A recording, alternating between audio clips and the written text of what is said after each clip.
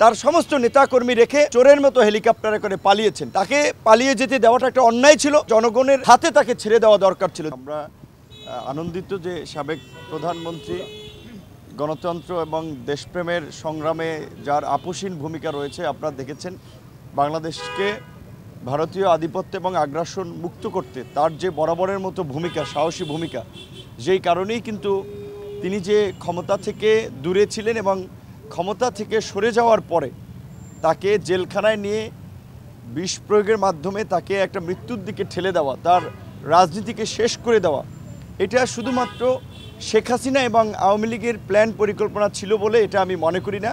এটা নিশ্চয়ই বাংলাদেশে আগ্রাসন চালানোর জন্য ভারতেরও একটা সমর্থন ছিল, যার ফলেই তিনি একেবারেই সমস্ত রাজনৈতিক দল, দেশের মানুষ, এমনকি আমাদের অনেক বিদেশি রাষ্ট্র যখন বলছিল যে উন্নত চিকিৎসার জন্য তাদের দেশে যদি সাবেক প্রধানমন্ত্রী বেগম খালেদা জিয়া যান তাকে তারা চিকিৎসা ক্ষেত্রে সহযোগিতা করবেন, কিন্তু বাংলাদেশে ইন্ডিয়ান হাইকমিশন কখনোই খালেদা জিয়ার চিকিৎসার প্রশ্নে কিংবা বাংলাদেশে অবাধ, সুষ্ঠু, নিরপেক্ষ একটা নির্বাচনের প্রশ্নে দেখবেন কখনোই তাদের অবস্থান পরিষ্কার করে নাই।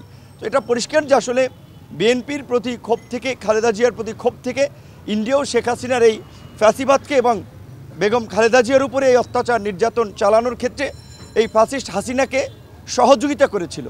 এবং যেটা আমাদের সংগ্রামী সাধারণ সম্পাদক বলেছেন, এই পরিস্থিতিতেও বেগম খালেদা জিয়া দেশে থেকেছেন, কিন্তু ফ্যাসিস্ট হাসিনা জনরোষে দেশে টিকতে পারেন নাই, তার সমস্ত নেতাকর্মী রেখে চোরের মতো হেলিকপ্টারে করে পালিয়েছেন।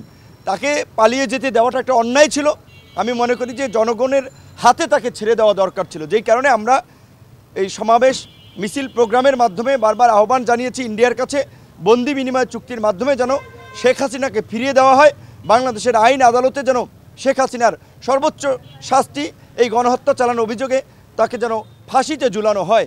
আজকে এই সাবেক প্রধানমন্ত্রী বেগম খালেদা জিয়া এই সাম্প্রতিক আন্দোলনে তরুণদের প্রশংসা করেছেন এবং বিশেষ করে তরুণ তথা রাজনীতিবিদদেরকে লোভ লালসার ঊর্ধ্বে থেকে এক হয়ে দেশ গঠনের কাজ করার জন্য আহ্বান জানিয়েছেন।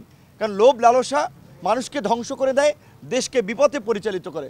কাজেই তিনি বিশেষ করে এই বিষয়টির উপরে জোর দিয়েছেন যে এখনকার রাজনীতিবিদ এবং মানুষকে লোভ লালসার ঊর্ধ্বে থেকে দেশপ্রেমের জায়গা থেকে কাজ করতে হবে, দেশ গঠনে সবাইকে ঐক্যবদ্ধ হয়ে একসাথে কাজ করতে হবে। তিনি দোয়া চেয়েছেন এবং তিনি তরুণদেরকে ধন্যবাদ জানিয়েছেন।